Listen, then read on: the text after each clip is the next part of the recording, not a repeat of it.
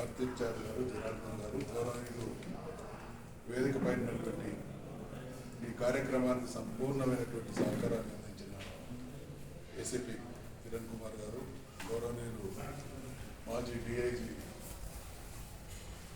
Gurushekar sir గారికి, doctor గారికి, అదేవిధంగా డైనమిక్ లీడర్, ఒక నేషనల్ పార్టీలో జిల్లా అధ్యక్షుడు తన స్వశక్తితో సమర్థతతో పార్టీ నాయకత్వ ఆశీస్సులు పొంది ఎంపీగా పోటీ చేసేటువంటి అవకాశం కాస్త చేసేటటువంటి సోదరులు బంగారు బాబు గారు, కార్యక్రమానికి ఇచ్చేసినటువంటి పెద్దలందరికీ మరొకసారి హృదయపూర్వకమైన నమస్కారాలు తెలియజేస్తూ, విశ్వబ్రాహ్మణ జాతి ఈ రోజున్నటువంటి సమకాలీన పరిస్థితుల్లో చాలా దయనీయమైనటువంటి స్థితిలో ఉన్న వాస్తవాన్ని గ్రహించి ఈ జాతిని జాగృతపరచాలి, ఈ జాతుల ఆత్మవిశ్వాసాన్ని పెంచాలి, ఈ జాతి ప్రజలు ఎదుర్కొంటున్నటువంటి యథార్థ దుస్థితిని అర్థం చేసుకోవాలి.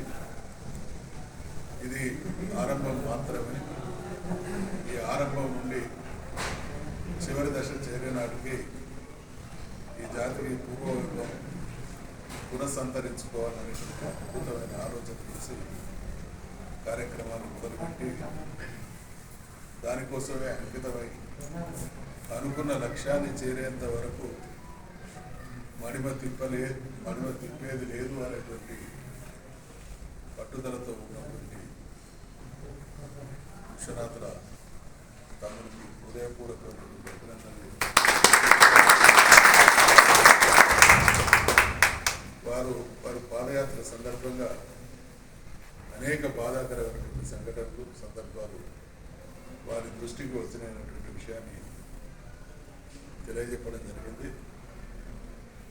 మీరు ఎక్కడైతే చూస్తుందో ఎటువంటి బాధలైతే ఈరోజు కూడా మన వాళ్ళు అనేక రకాలైనటువంటి హింసలు, క్షోభలు అనుభవిస్తూ ఉన్నారు. అటువంటి సందర్భం ఏది వచ్చినా దయచేసి సంఘీయులకు ఆత్మవిశ్వాసాన్ని కల్పించండి. మేమందరం కూడా సంపూర్ణంగా వాళ్ళకు అండదండగా ఉండి మన వాళ్ళకు అన్యాయం జరిగితే దాన్ని చీల్చి చెండాడడానికి కూడా వెనుకాడేది లేదు తెలియజెప్పవలసిందిగా సోదరులకు విజ్ఞప్తి చేస్తా ఉన్నా. ఇవాళ మొదటి ఘట్టం ముగుస్తున్నటువంటి సందర్భంగా అద్భుతమైనటువంటి ఒక లక్ష్యాన్ని నిర్దేశించుకొని ఆ లక్ష్యాన్ని చేరేటువంటి క్రమంలో చాలా మంచి దారులు వేస్తున్నటువంటి సందర్భాన్ని మనం అందరం కూడా స్ఫూర్తిగా తీసుకోవాలని మనం చేస్తా ఉన్నాం. ఇవాళ పుష్పగిరి గారు చేసినటువంటి పాదయాత్ర, వారు మిత్రులు చేసినటువంటి పాదయాత్ర ద్వారా ఒకటి మన స్థితిగతులు అర్థమని, రెండవది రాజకీయాల్లోకి మన వాళ్ళు రావాలి, రాజ్యాధికారంలో సర్వ సమస్యలకు పరిష్కారం కాబట్టి ఆ రంగంలో మనం వెనుకబడి ఉన్నాం. ఆ ఆలోచనతో ముందుకు వచ్చేటువంటి వాళ్ళని ఎంకరేజ్ చేయాలనేటువంటి ఒక కోణం అయితే వారు పాదయాత్ర చేస్తున్నటువంటి సందర్భంగా నేను ఇప్పటికీ దాదాపు 42-43 సంవత్సరాలు విరామంగా రాజకీయమే నా వృత్తి ప్రవృత్తిగా కొనసాగుతున్నటువంటి జీవితంలో ఏ ఒక్కరు కూడా ఇప్పటి వరకు నా దగ్గరకు వచ్చి మేము దీనికి పోటీ చేస్తాం, సహకరించమన్నటువంటి మాట లేదు. కానీ ఇవాళ శుభవార్త, పుష్పగిరి గారి పాదయాత్ర సందర్భంగా మేము పోటీ చేయడానికి రెడీగా ఉన్నాము అనేటువంటి మాటే జాతిలో చిగురిస్తున్నటువంటి చైతన్యానికి, రాబోయే మార్పుకు నిదర్శనం అనేటువంటి విషయాన్ని మనం చేస్తాం. మరి మనమందరం చాలా అలర్ట్గా ఉండాల్సినటువంటి దేశంలో అనేక కారణాలు 43 సంవత్సరాలు నా రాజకీయ జీవితంలో అనేక రకాలైనటువంటి మార్పుల్ని, అనేక రకాలైనటువంటి విషయాలను నేను సాక్షిపోతాను.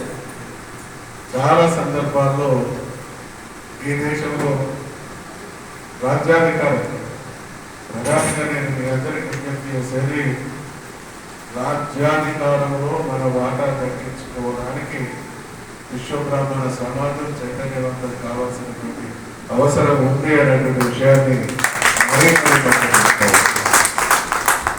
ఈ దేశంలో దేశానికి స్వాతంత్రం వచ్చినటువంటి 1947 నుండి నిన్నగాక మొన్న జరిగినటువంటి ఎన్నికల వరకు కూడా ఈ దేశంలో ప్రజలు సెంటిమెంట్స్, ఎమోషన్స్, రకరకాల కారణాలుగా ఓట్లు వేస్తూ ఉంటారు.